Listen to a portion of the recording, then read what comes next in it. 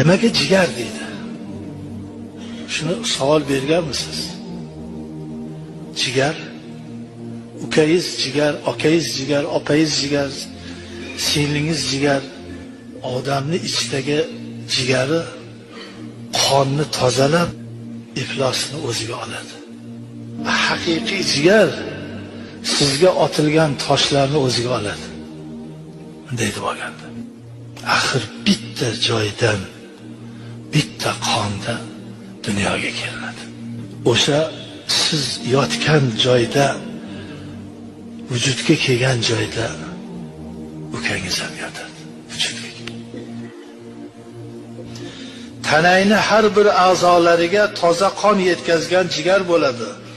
Qoningdagi bor chiqindilarni o'ziga qoldirgan ham jigar bo'ladi. Jigarni qadriga